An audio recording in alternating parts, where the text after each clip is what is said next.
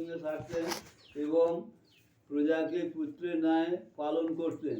রানী স্বরূপা ছিলেন ধর্মপরায়ণা।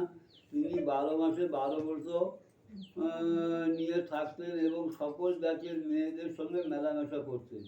এই মেলামেশার ফলে এক চামার বউয়ের সঙ্গে রানীর খুব ভাব ও ভালোবাসা হয়েছিল। একদিন রানী স্বরূপা স্বাদ হলো গোমাংস কেমন তা দেখছে। চামার বউকে তিনি সে কথা বললেন। চামার বউ একটা থালায় চাপা দিয়ে খানিকটা গোমাংস নিয়ে মহলে ঢুকতে যাবে, অমনি তার প্রহরী নজরে পড়ল। প্রহরী রাজাকে সে কথা বললে।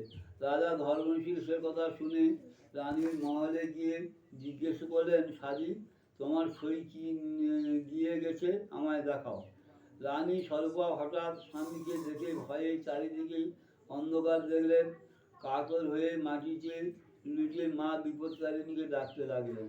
মা দুর্গার আসন চলে উঠল। তিনি সব জানতেও পারলেন। অমনি মাসি রূপ ধরে রানী কানের কাছে এসে বললেন, মা, তুমি রাজাকে বলো ওতে 14 ফল আছে, আপনি স্নান করে ব্রাহ্মণ সেবা উৎসর্গ করুন। আমি আমি মা বিপদতারিণী দুর্গা, আমার দৃষ্টি যে গোমাংস 14 বলে রূপান্তরিত হয়ে গেছে, আর তুমি